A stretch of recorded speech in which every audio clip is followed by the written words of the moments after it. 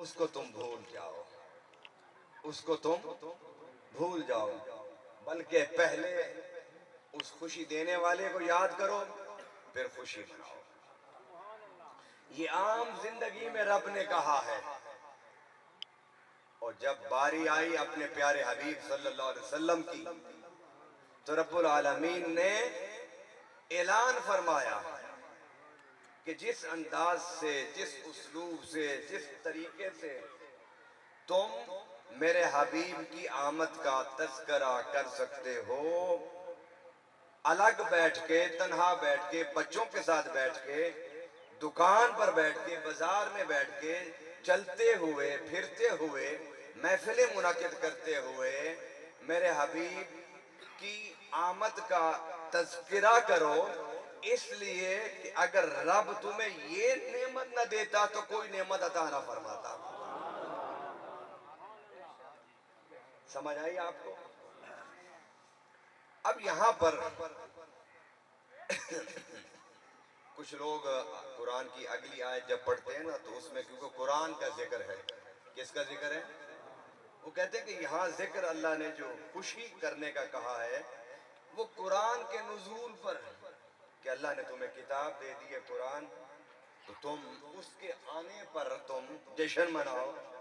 और ये जो ईद उल फित्र है, ये दर हकीकत जश्न नुज़ूल कुरान है। एक तो लैलतुल कद्र है ना, लेकिन जो ईद का जो जश्न अल्लाह ने हमें दिया ईद उल फित्र के नाम पर, वो जश्न किसका जश्न है कि रब्बुल आलमीन ने फरमाया इन्ना अंज़लनाहु फी लैलतिल कद्र वमा अदराका मा लैलतुल। अच्छा, अब ये लैलतुल कद्र की कितने दिनों के बाद ईद आती है? 2 दिन या 3 दिन के बाद ईद उल फित्र आ जाती है। तो गोया ईद उल फित्र दर हकीकत ये जश्न है, जश्न नुज़ूल कुरान। चलो भाई, हम मान लेते हैं कि ये कुरान का जश्न है, कुरान की अजमत का जश्न है, कुरान के नुज़ूल का जश्न है। मुझे सिर्फ आपसे जवाब चाहिए, आप आहिस्ता जवाब दें या बुलंद आवाज से जवाब दें। फरिश्ते आहिस्ता बुलंद दोनों आवाज़ों को सुनते हैं। मुझे ये बताइए कि कुरान के नुज़ूल का अगर जश्न अल्लाह कह रहा है ईद उल फित्र की सूरत में मनाओ, तो मुझे सिर्फ इतना बता दो कि कुरान उतरा किस पर है। बताइए किस पर उतरा कुरान? नबी पाक सल्लल्लाहु अलैहि वसल्लम पर। अगर कुरान के नुज़ूल पर जश्न रब मना रहा है, तो साहिबे कुरान की आमद पर जश्न क्यों नहीं मनाना चाहिए?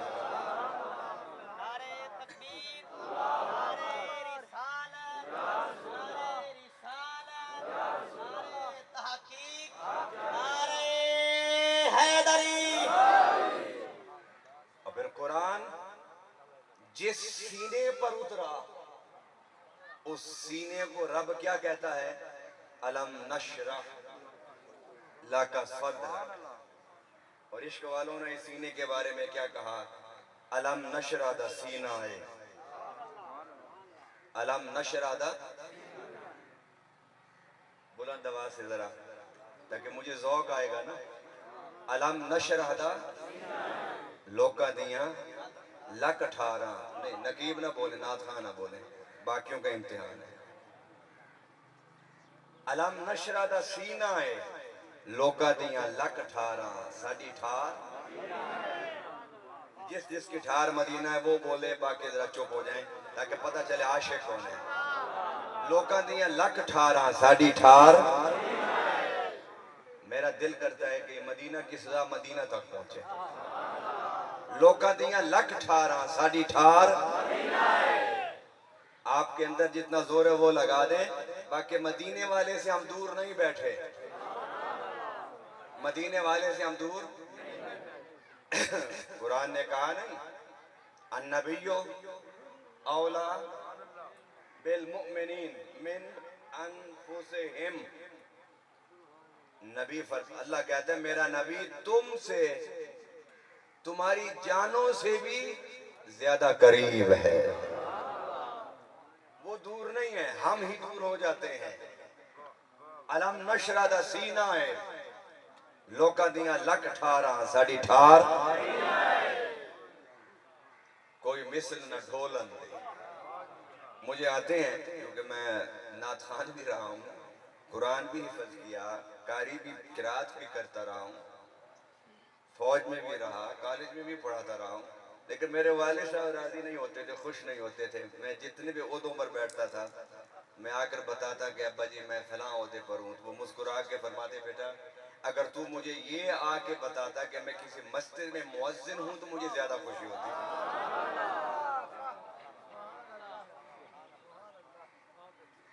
कोई मिसला न ढोलन दी, पीर मेर अली शाह का जिक्र इस इलाके में नहीं होगा तो फिर कहाँ होगा।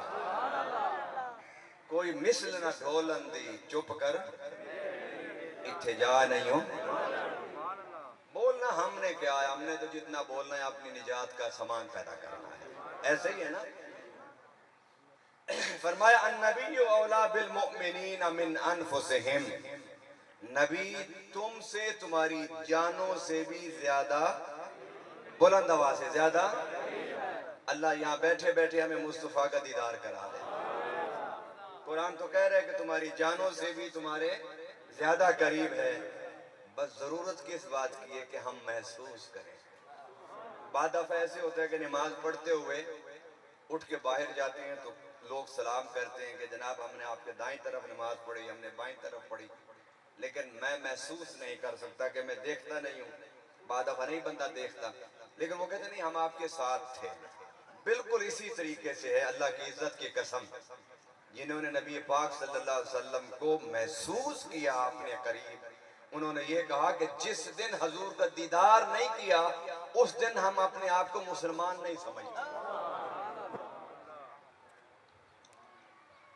मैंने कहा आप सिर्फ एक दफा कह दें अलम नशरा का सीना है, लोका दिया लख ठारा साड़ी ठार, वो सुनने वाला सुनेगा, लेकिन खुलूस से एक दफा कह दें साड़ी ठार। मैं आपको एक मिसाल सुनाता चलूं, मैं मौजू से हटना नहीं चाहता, लेकिन हमारा मौजू हजूर की तारीफ, हजूर का इश्क, हजूर की मोहब्बत का बयान है। जिधर भी चले जाएं, इधर से घूम लें, फिर इधर से होके आ जाएं, फिर आगे से होके वापस आ जाएं, मकसद तो हजूर की मिदहत है ना, हजूर की तारीफ है। हजरत सफीना रज़ी अल्लाह तआला अन्हा काफिले से बिछड़ गए। जब काफिले से बिछड़े तो आपने सफर जारी रखा, तो थोड़ी देर के बाद शेर आ गया। शेर ने हमला करना चाहा। जब शेर ने हमला करने के लिए अपनी पोजीशन ली, हज़रत सफीना ने आंख बंद कर ली, आंख बंद करके मदीना का तसव्वुर किया और बुलंद आवाज से कहा अदरिकनी या रसूल अल्लाह। अरे सहाबी था, अल्लाह को बुलाता, रसूल को क्यों बुला रहा है। गोया सहाबी ने ये बता दिया कि मुश्किल वक्त में जो रसूल को पुकारता है रब उसी की मदद करता है। लिहाजा सहाबी का अकीदा ये है कि मुश्किल में किसको पुकारो, किसको पुकारो, जिसका अकीदा है वो बोले, किसको पुकारो, रसूलुल्लाह सल्लल्लाहु अलैहि वसल्लम को। और दूसरों का क्या अकीदा है, किसको पुकारो, वो कौन है, वो कौन है। सहाबी के बरवजन क्या आता है। सहाबा का अकीदा ये है कि मुश्किल आ जाए तो रसूलुल्लाह को पुकारो। सहाबा हजूर से तालीम लेते हैं, तरबियत लेते हैं। अगर मुश्किल वक्त में हजरत सफीना ने पुकारना था तो कहते ना अदरिकनी या अल्लाह, अदरिकनी या अल्लाह, अल्लाह मुझे बचा, मुझे आ, मेरी मदद को आ। लेकिन उन्होंने सोचा कि मैं अल्लाह को पुकारूंगा, पता नहीं कि वो आता भी है नहीं आता, और अगर मेरे जुबान पर उसके हबीब का नाम आ गया तो वो खुद आ जाएगा। हज़रत जुनैद बगदादी रहमतुल्लाह अलैह जा रहे थे दरिया से, तो कश्ती में बैठे थे, तो एक साथी ने कहा कि मुझे हजरत साथ लेते जाइए, पार करा दीजिए। आपने दुरूद शरीफ पढ़िए।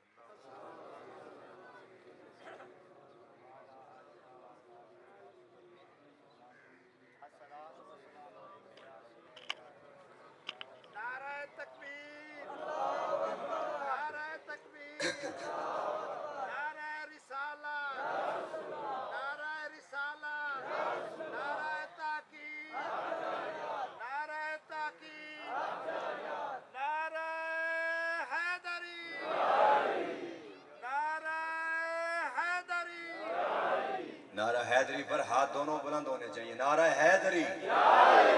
पता चला ना कि हैदर कर्रार को मानने वाले बैठे हैं। नारों से पता चलता है कितने जिंदा लोग बैठे हैं। नारा हैदरी।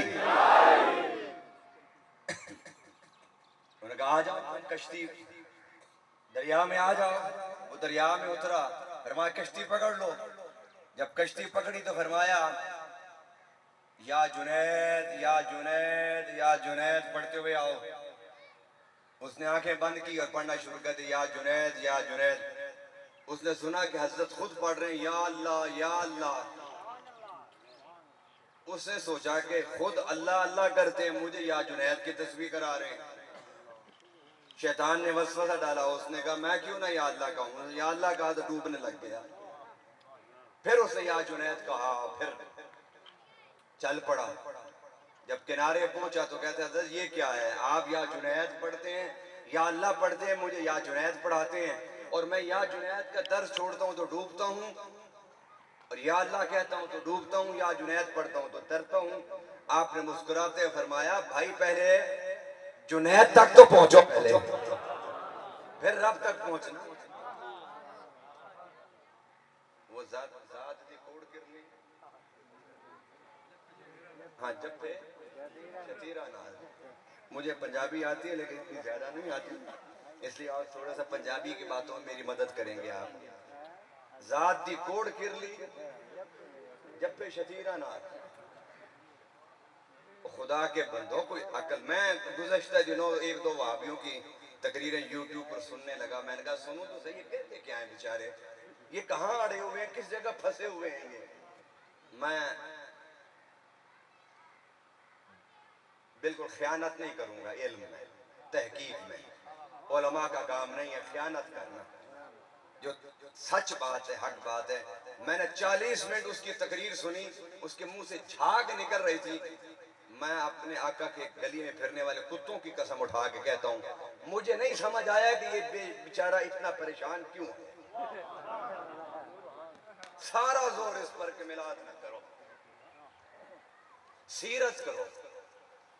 भाई सीरत के जलसों में क्या होता है, तिलावत होती है, तो मिलाद के जलसों में क्या होता है। सीरत के जलसों में मनकबत पढ़े जाते हैं, तो मिलाद के जलसों में। सीरत के जलसों में क्या होता है, बयान होता है, तो मिलाद के जलसों में सिर्फ एक बैनर से मिलाद का जलसा हराम हो गया, क्योंकि मिलाद लिख दिया है। अल्लाह के बंदो तुम सीरत कॉन्फ्रेंस की मुझे सबूत दिखा दो कुरान से, मैं उससे ज्यादा साबित दलाइल तुम्हें कुरान और सुन्नत से दे दूंगा। फिर दूसरी बात यह है, एक है सीरत, एक है मिलाद। इन दोनों में से किसको बयान करना चाहिए और कौन सी चीज बयान होनी चाहिए, तो तवज्जो से सुनिए।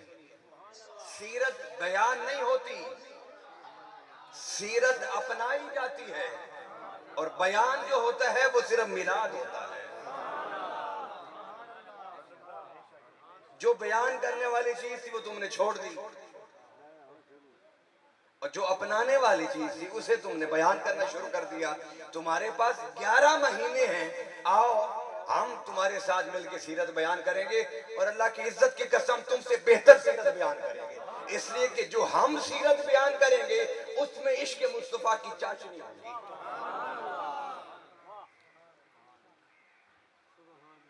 अल्लाह अकबर। हज़रत सफीना ने या रसूलुल्लाह अदरिकनी या रसूलुल्लाह कहा। आंख बंद करके आप बैठे थे कि अभी शेर आया, अभी शेर आया, अभी उसने हमला किया, अभी उसने मुझे फाड़ा। क्या देखते हैं कि शेर आहिस्ता आहिस्ता गर्दन झुका के दुम हिलाता हुआ कुत्ते की तरह मेरे पांव के करीब खड़ा है। और जब शेर को इस हालत में देखा तो सफीना से वो गोया हुआ, बोला, और उसने कहा कि सफीना मुझे पहले क्यों नहीं बताया कि तू दरे मुस्तफा का गुलाम है। अब मेरी पीठ पर बैठ, मैं तुझे अपनी पीठ पर बिठा के तेरी सवारी बन के तुझे तेरे काफिले तक पहुंचा के आता। इसलिए मैंने कहा आप जितना भी आहिस्ता बोलें या जोर से बोलें, वो सुनने वाले जब सुनते हैं तो ना सिर्फ सुनते हैं बल्कि कर्म भी करते हैं।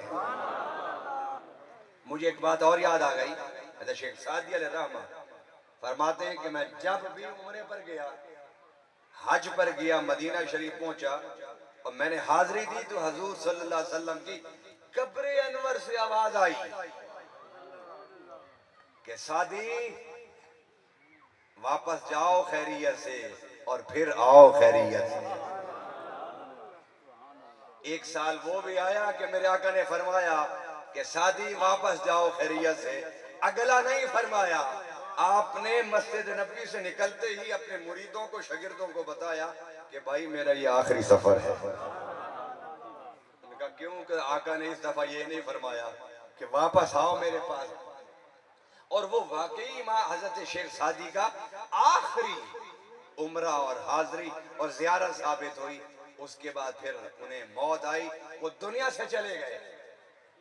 यही शेख सादी अलैहिर्रहमा आ रहे थे, मेरे आका ने अमीर काफिला से कहा कि सादी को रोक दो, ये वापस चला जाए। शेख सादी काफिले में थे, अमीर काफिला सुबह उठा, उसको याद ना रहा, काफिला फिर चल पड़ा। रात को फिर सोए, फिर हजूर आ गए ख्वाब में, कहा मैंने तुम्हें कहा था कि सादी को रोक दो। शेख सादी अलैहिर्रहमा को सुबह उठ के उन्होंने कहा सादी तुम वापस चले जाओ। शेख सादी थोड़ी देर वापस गए, करीब एक शहर से एक ताबूत खरीदा, 4 मजदूर लिए, उसके अंदर लेट गए और कहा कि इस ताबूत को उठा के काफिले के साथ चलो। लोग ये समझेंगे कि कोई मैयत है या कोई सामान है। रात को काफिला ठहरा, आका फिर तशरीफ ले आए। कितना अच्छा और सच्चा यारो हमारा अकीदा है। हजूर, हम कहते हैं ना कि हजूर मदीना में बैठे हुए सब कुछ जानते हैं, तो हजूर सल्लल्लाहु अलैहि वसल्लम जानते थे कि काफिला आ रहा है, उसमें सादी है, एक अमीर काफिला है। किसी और के ख्वाब में नहीं आए, अमीर काफिला के ख्वाब में आए। वो हैरान हुआ, सुबह उठ गए कि मैंने तो सादी को वापस भेज दिया है। वो काफिले के साथ साथ चलने वाला बेखबर है और वो मदीना में गुंबद खजरा में बैठने वाले बाखबर है। सामान खुलवाया, उसने कहा सामान खोलो। जब सामान खोला तो देखा कि उस ताबूत में शेख सादी लेटे हुए हैं और रो रहे हैं और नात पढ़ रहे हैं। वो नात क्या थी? नसीमा जानिबे बतहा गुजर कुन ज़े अहवालम मोहम्मद रा खबर कुन। मैं नहीं जा सकूंगा ए हवा मगर मेरे इस रोते हुए आंसुओं को और मेरे इस गुनगुनाती नात को अपने दोष पर उठा और गुंबद खजरा तक पहुंचा दे। वापस चले गए सादी। अब वो अमीर काफिला हजूर के कदमों में बैठा है। मैं अक्सर इसलिए कहता हूँ यारो, हमने झगड़े सारे खत्म कर दिए हैं। ये कहते हैं नबी बेखबर होता है, मैं कहता हूँ तुम सच कहते हो।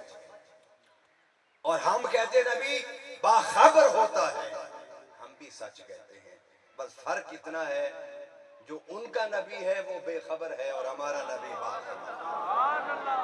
झगड़े खत्म करो ना, हम क्यों उनसे झगड़े?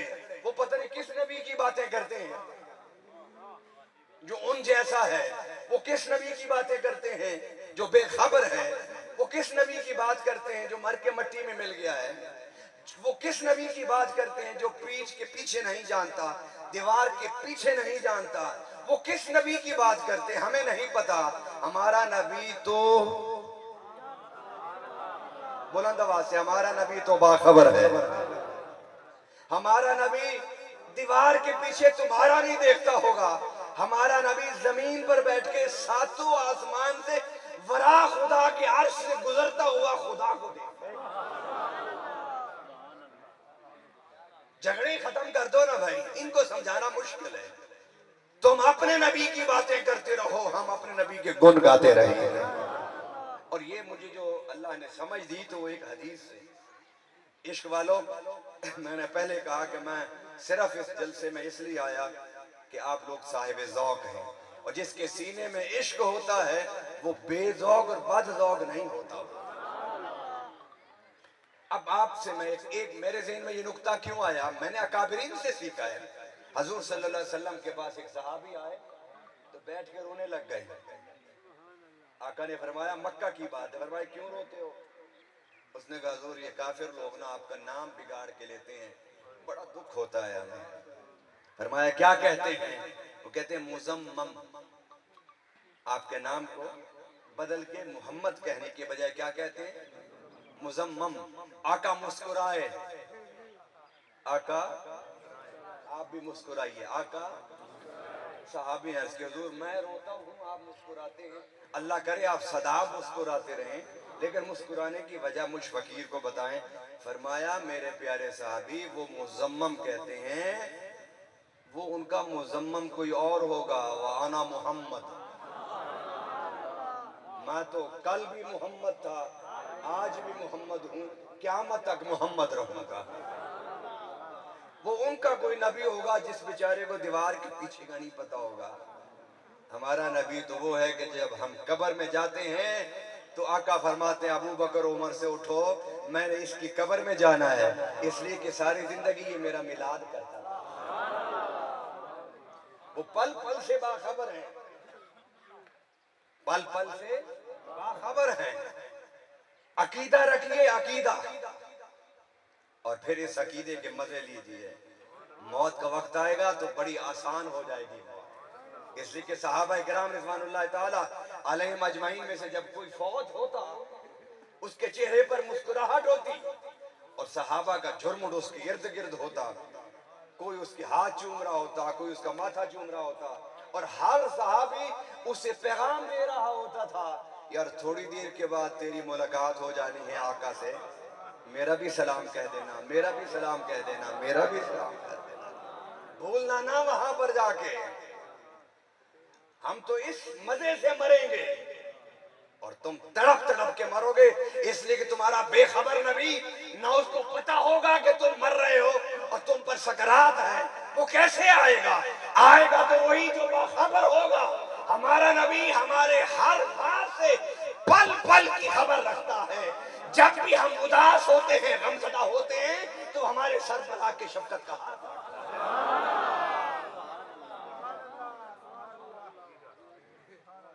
मेरा मौजू तो इश्क है, मोहब्बत है। क्या आपने इमाम बोसीरी का वाकया नहीं सुना? इमाम बोसीरी को डॉक्टरों ने कहा कि आपका इलाज नहीं हो सकता, फालिज का हमला बड़ा सख्त है। और जो फालिज के मरीज बैठे हैं वो मौला यसल्ले वसल्लिम दाइमन अबदन अला हबीबी का खैरुल खल्क़ कुल्लिहिम, इसकी 5 तस्बीह रोजाना पढ़ लिया करें, अल्लाह उनको फालिज से निजात दे देगा। फरमाते हैं कि डॉक्टर ने मुझे कहा कि तुझे अब सेहत नहीं होनी। वो किस तरह कहते हैं कि तदबीर कुनद बंदा, तकदीर कुनद खंदा। डॉक्टर ने कहा तेरा इलाज नहीं, घर जाके अब रेस्ट करो जितनी जिंदगी बाकी है तुम्हारी। इश्क वालों मौजू जिधर जा रहा है इसे जाने दें, इसलिए कि मैं खुद नहीं लेके जा रहा, मेरे आका मौजू को लेके जा रहे हैं। लेटे हुए कसीदा लिखना शुरू कर दिया, लिख के अपने तकिए के नीचे रख के सो गए, किसी को नहीं बताया। मैं बाखबर और बेखबर की बात कर रहा हूं। सो गए, ख्वाब में मेरे आका जलवागर हो गए। फरमाया बोसीरी वो कसीदा तो सुनाओ। हैरान होते मैंने तो किसी को बताया नहीं, न कहीं सुनाया, रोते रोते लिखा और सो गया। कहते हैं कि मैंने कसीदा पढ़ना शुरू किया, आका ने करम शुरू फरमा दिया। सर पर हाथ रखा, चेहरे पर फेरा, जिस्म पर फेरा, फेरते फेरते टांगों पर जब मेरे आका के हाथ मेरे पांव पर आने लगे तो मैंने पांव खींच लिए। मैंने कहा आका गुलाम हूं, गुलाम आपका। कहते इतने में कसीदा पूरा हो गया। हजूर सल्लल्लाहु अलैहि वसल्लम मुस्कुराए, कुर्बान जाऊं बोसीरी तेरी किस्मत पर कि तू मुस्तफा का मुस्कुराता हुआ चेहरा देख रहा। मुस्कुराते हुए मेरे आका ने अपनी चादर उसे दी और कहा कि ये तेरे तकिए के नीचे मैं तुझे तोहफा दे के जा रहा हूं। क्या दे के जा रहा हूं? जो मोहब्बत से बोलेगा अल्लाह के रसूल से देंगे तोहफा। तोहफा, चादर को अरबी में कहते हैं बुर्दा, इसलिए कसीदा बुर्दा मशहूर हो गया। पर मैं चादर दे के जा रहा हूं। इमाम बोसीरी फरमाते जब मैं सुबह उठा तो मेरा जो फालिज वाला हिस्सा था वो ठीक था। बुलंद आवाज से कहते फालिज वाला हिस्सा मेरा ठीक था। कमरे में खुशबू थी और ये खुशबू वो खुशबू थी जो दुकानों से नहीं मिलती। दुकानों से कहां से मिलेगी? ये तो लामकान में खुदा की खुशबू है। फरमाते हैं कि मैंने कहा आका फरमा गए थे कि मैं तुझे चादर दे के जा रहा हूं, तो मैंने तकिया जो उठाया नीचे मुस्तफा की चादर पड़ी, तो चादर मैंने रख ली। मैं जब उठने लगा तो सारा जिस्म मेरा ठीक था, पांव के थोड़े से हिस्से में फालिज का असर बाकी था, इसलिए कि मैंने हजूर को वहां हाथ नहीं फेरने दिया था। रब ने बता दिया, अल्लाह ने दिखा दिया, मेरे आका की तसर्रुफ का पता चल गया कि वो रब देने वाला शिफा पूरे जिस्म को शिफा दी। जहां यदुल्ला वाला हाथ फिरता गया और जहां मेरे आका का हाथ नहीं लगा वहां फालिज का असर बाकी रह गया, ताकि पता चल सके कि जहां तक मुस्तफा का हाथ फिरा वहां रब ने शिफा की खैरात अता की। अब बताइए तो ये बेखबर ऐसे कर सकता है? बेखबर नबी ऐसे होता है? अब आइए, मुझे थोड़ा सा सबूत देना है कुरान उला से, अहादीस से, सीरत से, सुन्नत से, कुरान से। इन जो मैंने वाकयात बयान किए एक सबूत दे के फिर हम आगे बढ़ते हैं। हजूर सल्लल्लाहु अलैहि वसल्लम ने जब ऐलान नबूवत फरमाया, आपको पता है कि लोगों ने मुखालफत में आके क्या कहना शुरू कर दिया था?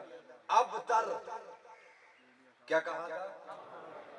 तो मेरे अल्लाह ने फरमाया, ए अबू लहब तू अब तर होगा, तेरी नस्ल में से कोई भी नहीं बचेगा, और देखते रहना मेरे हबीब की नस्ल रुए जमीन पर जमीन के चप्पे चप्पे पर तुम्हें मौजूद मिलेगी। उन्होंने मुखालफत शुरू की और जितनी मुखालफत करते थे उतने हजूर के शदाई बढ़ते थे। हालांकि हज़रत अबू बकर सिद्दीक पर तशद्दुद हुआ, सैयदना उमर फारूक पर हुआ, सैयदना उस्मान गनी पर हुआ। कहने का मतलब ये कि सरदारों पर तशद्दुद होता था तो गुलामों पर कितना जुल्म होता होगा। उन्होंने सोचा कि दीन इनका मिट नहीं रहा, दिन ब दिन बढ़ रहा है, क्योंकि रब ने कहा था ना, वलल आखिरतु खैरुल लका मिनल ऊला। ऐ मेरे प्यारे हबीब, हर तेरा गुज़श्ता लम्हे से आने वाला लम्हा ज्यादा बेहतर होगा। ये जितना तशद्दुद करें हजूर की इत्तिबा करने वालों में कमी नहीं आ रही। अब मुझे आप बताइए, आज से 50 साल पहले, 50 साल पहले मिलाद की महफिलें ज्यादा होती थी या आज ज्यादा हो रही हैं? आप लोग बताएं, आज ज्यादा हो रही हैं। तो ये रोकने वाले हार गए या जीत गए? क्यों हार गए? इसलिए कि इनकी टक्कर अहले सुन्नत से नहीं है, इनकी टक्कर खुदा से है। इसलिए कि रब ने कहा है वरफ़अना लका ज़िक्र, पहले हम तेरे जिक्र को बुलंद करने वाले हैं। जब हम तेरे जिक्र को बुलंद करने वाले हैं, ये क्या हैसियत रखते हैं? अगर हम चाहें तो नमरूद जैसे जालिम जाबिर हाकिम को एक मक्खी के सामने बेबस कर देगा। मैं इधर नहीं जाना चाहता इस वाक़े की तरफ, मैं अपनी बात पर रहना चाहता हूँ। उन्होंने देखा कि मक्का में फैल रहा है इस्लाम। उन्होंने यमन का बादशाह, उसका नाम हबीब यमनी था, उसे बुलाया, क्योंकि वो अहले मक्का को तोहफे बड़े देता था, खैरात बड़ी करता था, उनकी खिदमत बड़ी करता था। उनका कि हबीब यमनी को बुला लो, कदर करते थे। हबीब यमनी आ गए। अब सरदार सारे बैठे हैं, हजूर बैठे हुए हैं अपने घर में, ये अपने घरों में बैठे हैं, मशवरा कर रहे हैं कि हम जाएं या उनको बुलाएं। तो ये सरदार थे, इनकी गर्दन में सरिया था, इन्होंने कहा हम नहीं जाते, उनको बुलाएं। इन्होंने कासिद भेजा, हजूर सल्लल्लाहु अलैहि वसल्लम साहबा के साथ बैठे थे। कहा कि जी हबीब यमनी आया है, आपसे मिलना चाहता है और आपको याद कर रहा है। हजूर ने सैयदना अबू बकर से पूछा, सैयदना उमर से पूछा, बाकी साहबा से पूछा क्या करना चाहिए। सैयदना अबू बकर ने कहा हजूर हमें जाना चाहिए। क्या हजूर हो सकता है हमारे जाने से कोई एक बंदा कलमा पढ़ ले तो क्या फर्क पड़ता है आका। उमर फारूक रजी अल्लाह तआला ने क्या जवाब दिया, उनका आका आप नहीं जाएंगे, वो तो यमन का बादशाह है, आप कुल कायनात के बादशाह है, आप नहीं जाएंगे। मेरे आका सल्लल्लाहु अलैहि वसल्लम ने थोड़ी देर सोचा, सोचने के बाद कासे से कहा तुम जाओ उनको बताओ कि मैं आ रहा हूं। सबक सीखो सीरत मुस्तफा से, आजिज़ी का सबक, इनकिसारी का सबक, तवाज़ो का सबक, एहतराम का सबक, मोहब्बत का सबक और दीन की इशाअत की खातिर अपनी अना को कुर्बान करने का दर्श हमें मिलता है। वो इतने बड़े हो के उन्होंने फरमा दिया कि मैं आ रहा हूं। हम छोटे छोटे हो के हमारी इतनी बड़ी अना है कि दीन का मफाद भी आए तो हम कुर्बान कर देते हैं, अपनी अना को कुर्बान नहीं करते। इधर हजूर ने रवाना हुए, उधर उनकी पंचायत हो रही है। क्या पंचायत हो रही है? अबू जहल कहने लगा पहली बात तो ये कि जब वो आए तो खड़ा कोई रहा। पहला नुक्ता ये है कि हजूर के आने पर खड़ा इस्तकबाल नहीं करना। दूसरा कहने लगा कि मैंने उसको बड़ा आजमाया, जमीन पर उसका बड़ा जादू चलता है, अभी भी हमने कोई बात मुश्किल पूछना उससे। उन्होंने कहा तूने क्या आजमाया? उसने कहा मैं गिर गया था कुएं में, खुद मैंने टोया बनाया था कि इसमें उनको गिराऊंगा। रब ने कहा मैं तो ये मजा चखाऊं जरा। मन हाफर अभी ले वाकाफी है, उसने वो आपने क्या बोला टोया, वो टोया बनाया, खड्डा बनाया कि ऊपर उसको बंद कर दिया शाखों से, खजूर की शाखों से कि हजूर यहाँ से गुजरेंगे तो हजूर गिरेंगे तो सांस बिठा दिए बंदे उसने कि तुम पत्थर मारना शुरू कर देना। इसी बेख्याली में आया अबू जहल, चलते चलते चलते खुद उस टोए में। आपको खुशी नहीं हुई मेरा ख्याल? जब टोए में गिरा वो तो उसके जो चेले बैठे थे उन्हें पत्थर मारने, उसने चीखा, उसने कहा मैं तुम्हारा सरदार हूं, मुझे ना मारो। ने कहा देखो फंस गया है ना, है मोहम्मद तो कहते हैं नहीं नहीं मैं वो हूं। बंदे का और ज्यादा मारो आप इसको। उन्होंने मार मार के उसको सर उसका फोड़ दिया। थोड़ी देर के बाद अब यार लोगों को देखा कि देखो सही जिंदा है नहीं जिंदा, अब निकालो बाहर। जब देखा तो वो खुद अबू जहल था। जब मरवाता है ना अल्लाह गुस्सा खाने रसूल को तो इस तरह मरवाता है। तुम्हारे आपकी जुबान में जो खल्ले अल्लाह मरवाते थे फिर ये नहीं मरवाते, खल्ले भी नहीं मगर लित्तर तुम कहते हैं, खल्ले लित्तर मुख्तलिफ जुबान है। अल्लाह अकबर। उन्होंने देखा ये तो हजरत जो है सरदार जी जो है तो बेहोश पड़े हुए आधे, कहते हैं पानी पिलाओ पानी पिलाओ। अब वो क्या करते हैं, उन्होंने रस्सी डाली नीचे, रस्सी उसके हाथ तक ना पहुंचे, फिर रस्सी बांधे डाले फिर ना पहुंचे, रस्सियां खत्म हो गई। रब ने उसके उस गड़े को मौत का कुआं बना दिया, जहन्नम का गड़ा बना दिया। पता फिर क्या कहता है वो, इश्क वालों जरा अपने ईमान को ताजा करो।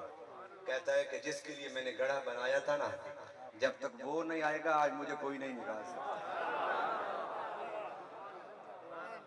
अरे वो काफिर भी हजूर के इख्तियार को मानता था, तुमसे तो वो काफिर भला कि तुम कलमा पढ़ के हजूर के इख्तियार का इनकार करके कुफर में तो निकल आए लेकिन मुनाफिकत में दाखिल हो गए। अब हजूर सल्लल्लाहु अलैहि वसल्लम के पास भेजा कि हजूर वो गिरा पड़ा है, आपके लिए गड़ा खोदा था उसने खुद खबीज उसमें गिर गया, अब मरा हुआ पड़ा है, जख्मी पड़ा है। हजूर ने फरमाया मेरी एक शर्त है, अगर उसका ये अकीदा है कि मैं ही निकाल सकता हूँ, रस्से खत्म हो गए मदीना मक्का से, फिर उसे कहो कलमा पढ़ेगा। तो उसने कहा मैं कलमा पढ़ लूंगा लेकिन गड़े में नहीं पढ़ूंगा। लोग ये ना कहे कि मजबूर हो के पढ़े, मुझे बाहर निकालो पहले फिर मैं अपनी मर्जी से कलमा पढ़ूंगा। हजूर सल्लल्लाहु अलैहि वसल्लम आए, ठीक है।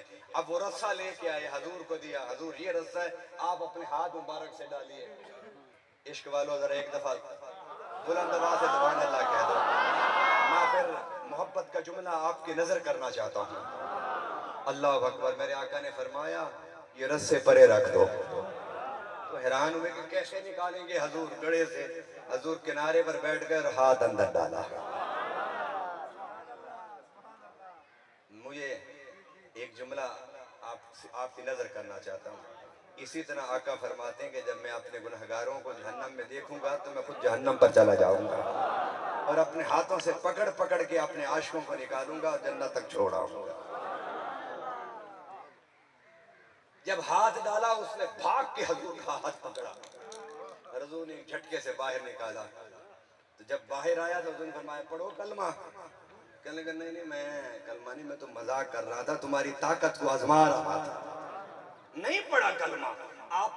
आप लाख दलाइल आज मिलाद के देते रहे मिलाद के, सुनने के बाद असर हिला दिया। इमाम ज़माशरी थे, बहुत बड़े आलिम थे इमाम ज़माशरी। उनसे किसी ने पूछा कि आप इतने बड़े आलिम कैसे बन गए? उन्होंने कहा कि मैं जो उस्ताद से सबक सुनता था ना, वो कोई बंदा तो मेरे काबू आता नहीं था, ना कोई साथी ना कोई इंसान। मैं फिर मैंने एक बकरी पाल ली घर में। मैं बकरी को सामने बिठाता, किताब सबक सुनाना शुरू कर देता। इस तरह है, ये इस तरह है, ये फाइल है, ये मफूल है, ये मंसूब है, ये मजरूर है, उसको सुनाते रहते बड़े जोर जोर से। वो बकरी थी, जानवर थी, वो अक्सर तो यूं कर देती। वो कहता अच्छा तुझे समझ नहीं आई, फिर मैं तेनों समझाता हूँ। वो फिर उसको समझाने लग जाते। वो कुछ घंटा 2 घंटे के बाद कभी ऐसे करती, कहते चलो शुक्र है तेनों समझ आ गई। ये वो लोग हैं, इनको सारा दिन भी बैठ के हजूर के मिलाद के दलाइल देते रहो, इनमें फिर भी क्या करना है? ज्यादा ना खपा करो इन पर। बस इनको कह दो हम मिलाद करने वाले थे, करने वाले हैं और करते रहेंगे। तुम 1 करोड़ भी दलील दे दो, तुम्हारी सारी दलीलें हमारी पांव की ठोकर पर। नारे तकबीर, नारे रिसालत, नारे ताकीद, नारे हैदरी, ताजदारे खत्म नबूवत, ताजदारे खत्म नबूवत। अल्लामा इकबाल ने भी कहा था अक्ल को तनकीद से फुर्सत नहीं, इश्क पर आमाल की बुनियाद रख। वो इश्क अक्ल वाले वो भटकते रह गए और इश्क वाले अबू बकर बन के आया, सिद्दीक अकबर बन के गया, उमर बन के आया, फारूक आजम बन के गया, उस्मान बन के आए, ज़ुन्नुरैन बन के गए, अली बन के आए, हैदर कर्रार बन के गए। अरे एक दरवाजे से खाली हुए तो खाली झोली थे, जब दूसरे दरवाजे से निकले तो दाता बन गए। एक दरवाजे से दाखिल हुए तो खाली थे, दूसरे दरवाजे से निकले तो पीर सियार बन के निकले। एक दरवाजे से दाखिल हुए तो खाली थे, मुस्तफा के दूसरे दरवाजे से निकले तो पीर पठान बन के निकले। एक दरवाजे से दाखिल हुए तो खाली थे, दूसरे से निकले तो पीर मेहरारी बन के निकले। एक दरवाजे से दाखिल हुए तो खाली थे, दूसरे से निकले तो निजामुद्दीन औलिया बन के निकले। एक दरवाजे से दाखिल हुए तो खाली थे, दूसरे से निकले तो बाबा फरीद बन के निकले। पहले दरवाजे से दाखिल हुए तो खाली थे, जब दूसरे दरवाजे से निकले मुस्तफा ने इतनी खैरात डाली कि ख्वाजा मोइनुद्दीन बन के निकले।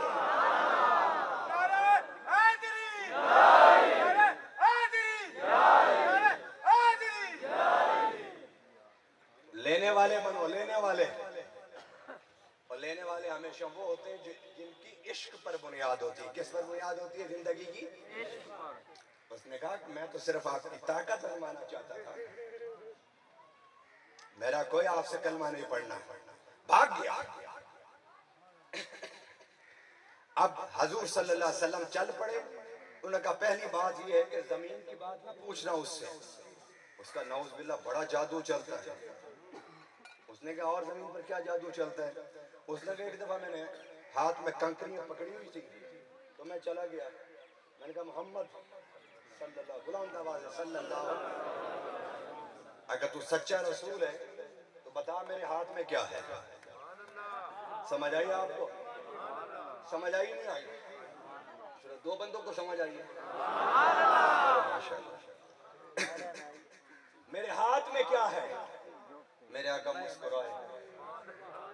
अबू जाल क्या कहते हैं? कहते लगे हम तो फंस गए हैं।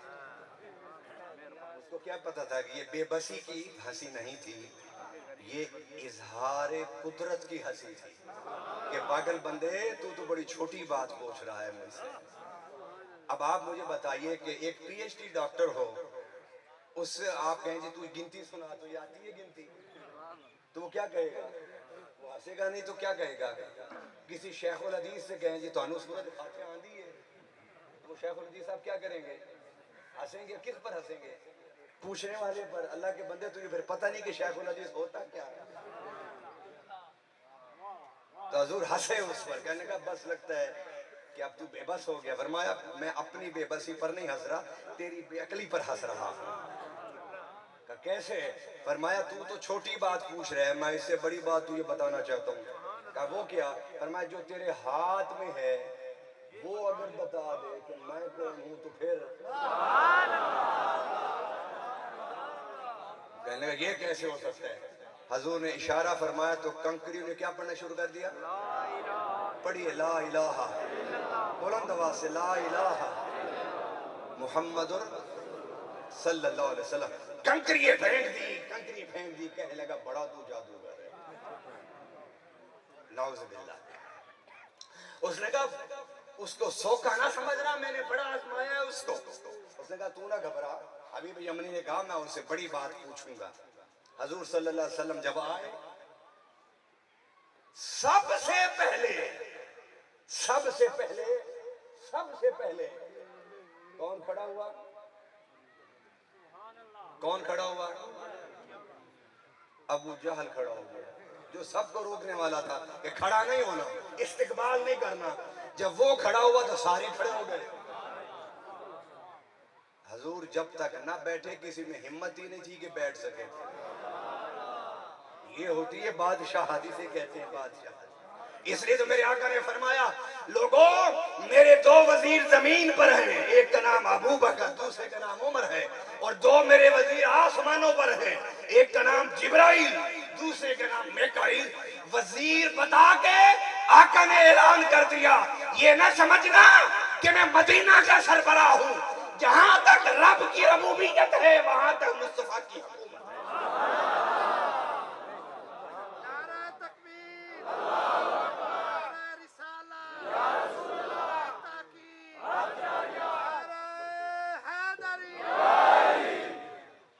अल्लाह अकबर। हजूर बैठ गए, सब बैठ गए। अब वो बेवकूफ बंदा ऐसा हवास बाख्ता हुआ, कहने लगा कि तुम क्यों खड़े हुए, तुम क्यों खड़े हुए, तुम क्यों खड़े हुए? भाई तुम बात ये बाद में कर लेना, लेकिन अल्लाह लोगों को हजूर की इज्जत बताना चाहता था ना। तो उन्होंने कहा सरदार जी आप खड़े हो गए, हम आपको देख के खड़े हो गए। आप ही रोकने वाले थे, आप ही खड़े हो गए, हम भी खड़े हो गए। उसकी जुबान से अगले जुमले जो नहीं कहने वाले थे वो भी उसने भौंक दिए। क्या कहा उसने? उसने कहा मैं खुद थोड़ी खड़ा हुआ। उसने कहा फिर? उसने कहा मुझे तो कान से पकड़े खड़ा किया। सबके सामने कह रहा है। खुदा जब अक्ल लेता है हमाकत आ ही जाती है।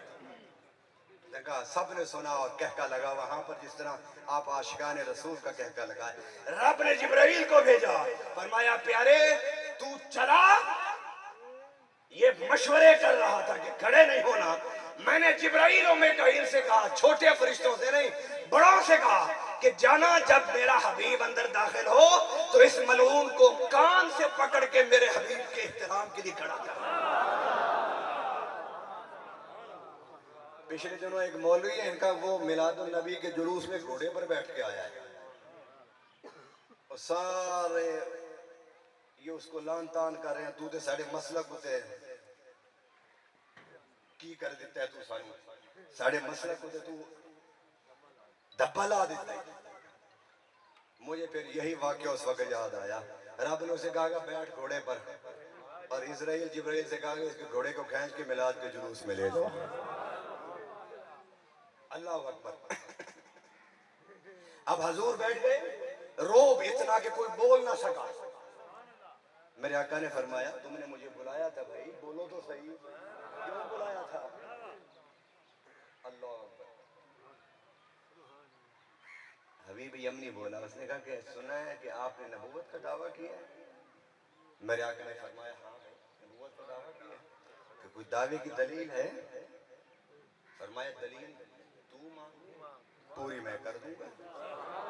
ये तेरे जो खब्बे सज्जे बैठे हुए इन्होंने बड़ी बड़ी दलीलें मांगी लेकिन मेरी बात नहीं मानी। फिर तू अगर कोई दलील मांगे मैं पूरी कर दूं, मेरी बात, मेरी नबूवत को मानोगे ना? उसने कहा इनकी बात मैं नहीं करता, मैं मानूं। उसने कहा कि दो बातें हैं। पहली बात ये कि जो 14वीं का चांद है ना, इसको शक करना होगा।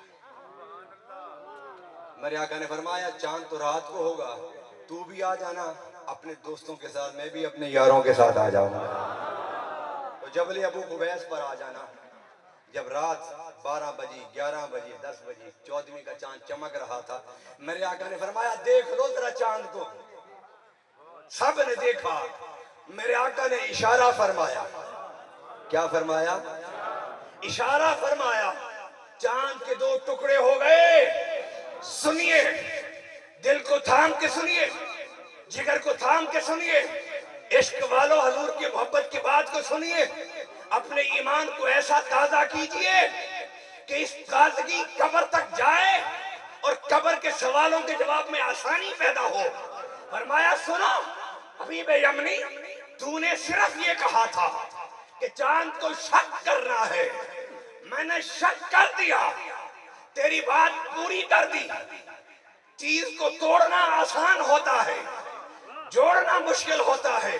मैं गिलास उठा के फेंकूं टूट जाएगा, कोई मुझे कहे जोड़ दो मैं नहीं जोड़ सकता, कोई स्पीकर कहे तोड़ दो मैं इस माइक को फेंकूंगा तोड़ दूंगा, जोड़ मैं नहीं सकता, वो कारीगर जोड़ेगा। कैमरों को तोड़ना चाहूं तोड़ सकता हूं लेकिन जोड़ नहीं सकता। फरमाया सुन, देखो तुम्हारे कहने पर मैंने चांद के दो टुकड़े कर दिए हैं, अब देखो मैंने उंगली यूं की, चांद दो टुकड़े हो गया, अब उंगली वापस ला रहा हूं, चांद को जोड़ रहा हूं।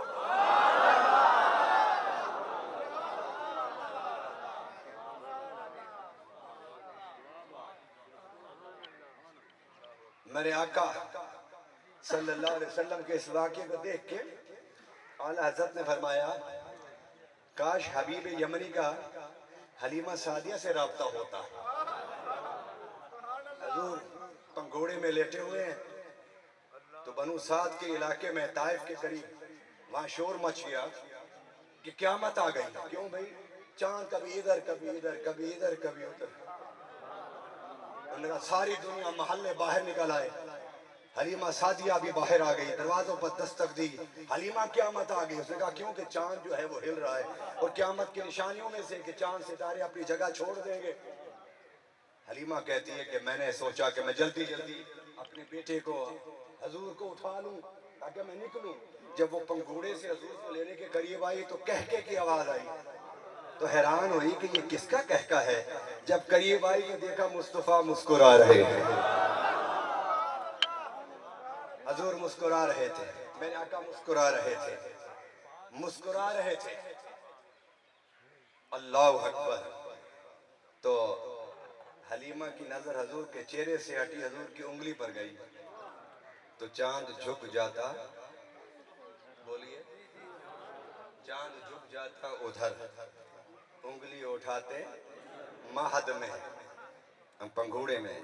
चांद झुक जाता उधर, उंगली उठाते, क्या ही चलता था इशारों पर खिलौना नूर का। हलीमा कहती है मुझे उस दिन पता चला ये चांद तो मुस्तफा का खिलौना है जो रब ने कहा मैंने तुझे बनाया इसलिए था कि मेरा हबीब अपने बचपन में तुझसे खेला करेगा। मेरे इमाम कहते काश हबीब यमनी की मुलाकात सादिया से हो जाती तो वो बताते ये तू क्या पूछ रहा है। ये चांद तो खेलता था, नाचता था मुस्तफा के इशारों पर जब वो अभी पंघूड़े में लेटे होते थे। चांद तोड़ा जोड़ दिया। अब हबीब यमनी हजूर के करीब आया करीब आके कहने लगा मैंने दूसरी बात कान में करनी है, सबके सामने मैं नहीं कर सकता। पहली बात तो आपने पूरी कर दी, लेकिन दूसरी एक बात है जो मैं आपसे कान में करूंगा। आका ने उसके सीने पर हाथ रख के वहीं रोक दिया। फरमाया पगले तू क्या बताएगा, मैं तुझे बताता। तू क्या बताएगा मुझे, मैं तुझे बताता हूँ। मेरे आका ने फरमाया जा जा भाग कलमा पढ़ के। कहा आका किधर जाऊं? फरमाया अपने घर जा, जो तू कहना चाहता है या वो हो गया, जा उसका नजारा कर जाके चला जा, भाग यहां से। अब भागा हबीब यमनी कलमा पढ़ के कि हजूर की दुआ पहले पहुंच गई यमन में या मैं पहुंचता हूं। जब यमन में अपने घर पहुंचा, दरवाजे पर कुंडी खड़काई तो वही उसकी बेटी जो लंगड़ी थी, लूली थी, गूंगी थी, अंधी थी, जिसकी शिफा के लिए वो हजूर से बात करना चाहता था कि हजूर वो मर जाए या शिफा हो जाए। फरमाया जा तेरा वो काम भी हो गया। जब दस्तक दी तो वही बेटी आई, उसने बाप का चेहरा देखा तो बड़ा ला इलाहा इल्लल्लाह मुहम्मद रसूलुल्लाह।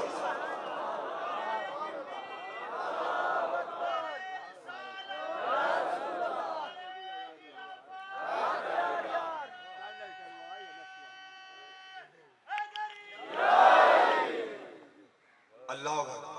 अब वो जो उस बाप और बेटी में जो मुकालमा हुआ, बाप और बेटी में मुकालमा गुफ्तगू जो बात हुई, वो मैं आपको सुना दूं। जो सुनना चाहता है हाथ खड़ा करके सुभान अल्लाह कहे।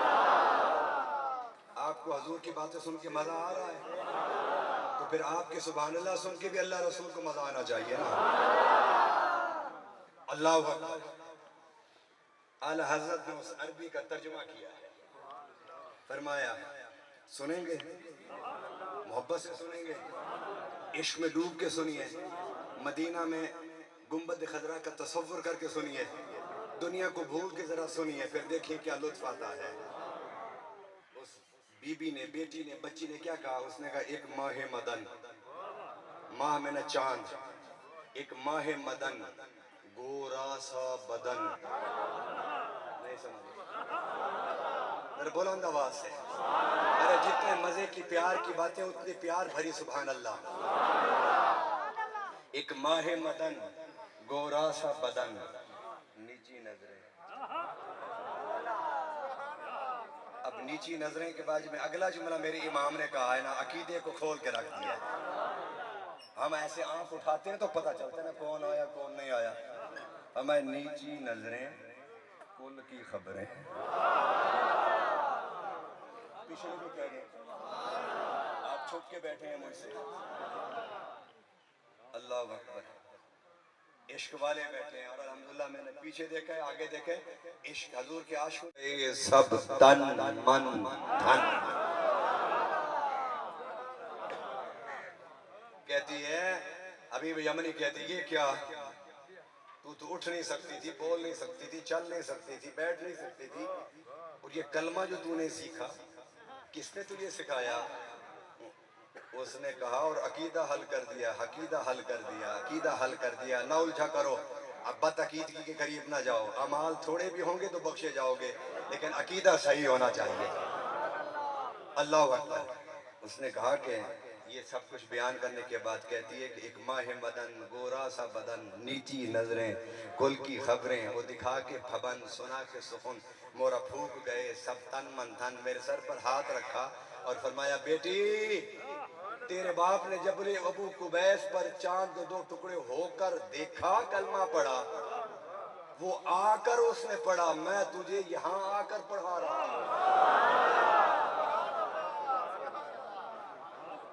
और वो तेरी दुआएं कराने के लिए मेरे कान में कुछ कहना चाहता था। मैंने कहा भाई कुछ ना कहो, ये तो वो दर है जहां बिन मांगे मिलता है। बिन मांगे दिया और इतना दिया। अब आप बोलिए, नकीब चलेंगे मेरे ख्याल, उनको मैंने बोलने से रोका। बिन मांगे दिया और इतना दिया कि दामन में मेरे समाया नहीं। फरमाया रुक जा बेबी, हमने अगर कह के बात पूरी कराई तो क्या मजा आया। कहने लगी कि उन्होंने फरमाया कि तेरे बाप ने मक्का में जबल अबू कुबैस पर चांद के 2 टुकड़े होते देख के कलमा पढ़ा। मैं तुझे यहाँ कलमा पढ़ाने खुद आया हूँ। अल्लाह अकबर। जब अल्लाह इतनी इज्जतों शान अजमतों वाला पैगंबर दे तो फिर उसके चर्चे नहीं करेंगे तो क्या करेंगे। और याद रखिए कि हम लोग हुजूर का जिक्र करते हैं ताकि हमारी कब्र अच्छी हो जाए, हमारी आखिरत अच्छी हो जाए। अल्लाह की कसम हुजूर को हमारे जिक्र करने की हुजूर को हमें जरूरत है, हमें। बस मैं आखिरी बात कर रहा हूं इंशाअल्लाह ताला। और ये इतने अजीम बात है हम जैसे गुनहगारों के लिए, उम्मीद की बात है, तसल्ली की बात है। फरमाया कि जब हुजूर सल्लल्लाहु अलैहि वसल्लम पैदा हुए तो अब्दुल मुत्तलिब आए कि मुझे मेरा पोता तो दिखाओ। तो शिफा कहने लगी कि अभी तो किसी को मैंने बताया ही नहीं कि आपका बेटा या बेटी पैदा हुई है। फरमाया तू क्या समझते हैं, सिर्फ तुझे खबर है कि बेटा पैदा हुआ है। फरमाया काबा की दीवारें ऐलान कर रही हैं। तो लंबी गुफ्तगू में मुख्तसर करते हुए आगे चलता हूँ। जब दोनों अंदर गए, शिफा कहती है कि ऐसे वाकयात जाहिर हुए कि मैंने उन्हें अंदर कमरे में छुपा दिया है। मुझे खतरा और डर महसूस हुआ है। दरवाजा जब खोला तो कमरे से खुशबू आई और हुजूर सल्लल्लाहु अलैहि वसल्लम का ये हाथ, बायां हाथ जमीन पर और दायां हाथ आसमान की तरफ, और हुजूर फरमा रहे हैं अल्लाहुम्मा रब्बे हबली उम्मती उम्मती उम्मती।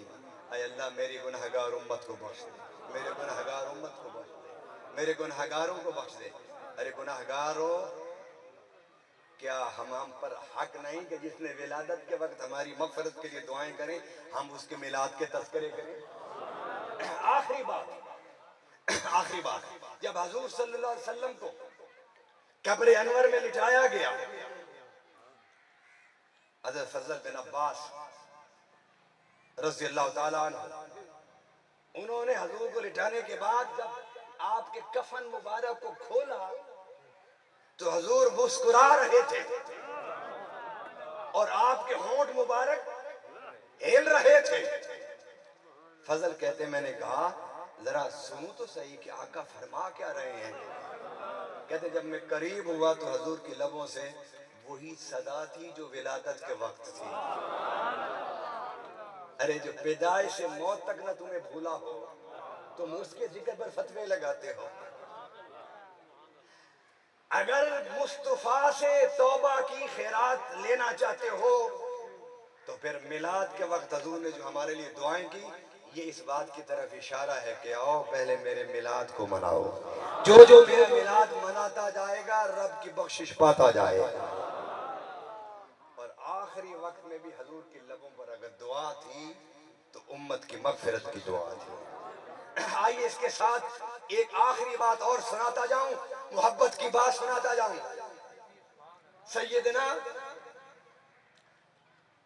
अबू बकर सिद्दीक रज़ियल्लाहु ताला अन्हु, जब आपका विसाल हुआ और आपको कब्र अनवर में लिटाया गया, कब्र अनवर में लिटाने के बाद हजरत मौला अली करमल्लाहु ताला वजहुल करीम कब्र अनवर में लिटाने वाले थे। जब कफन खोला चेहरे से अबू बकर की सफेद दाढ़ी नजर आई। अली रुक गए और अबू बकर सिद्दीक की सफेद दाढ़ी को पकड़ा, चूमा और कहने लगे तेरे नबी की सुन्नत के मुताबिक ऐ अल्लाह मैं भी दुआ कर रहा हूँ इसलिए कि सफेद दाढ़ी अब दफन हो जाएगी जमीन में। अल्लाह तेरा हबीब भी अबू बकर के सफेद दाढ़ी को हाथ में थाम के कहा करता था अल्लाह मेरे उम्मत के बूढ़ों को बख्श दे। मैं अली भी दुआ कर रहा हूँ और मेरे आका सल्लल्लाहु अलैहि वसल्लम भी फरमाते थे लोगों की सफेद दाढ़ियों को देख के ताजीम किया करो इसलिए कि इन सफेद दाढ़ियों में रब की किबरियाई है, इनमें किबरियाई है, अल्लाह की अजमत है इनमें। यारो मत लड़ाओ इस उम्मत को कभी विलादत पर और कभी शहादत पर। जब विलादत आए तो विलादत बयान करो, जब शहादत आए तो शहादत बयान करके रोवो, इसलिए कि वो भी जिक्र मुस्तफा है और ये भी जिक्र मुस्तफा है।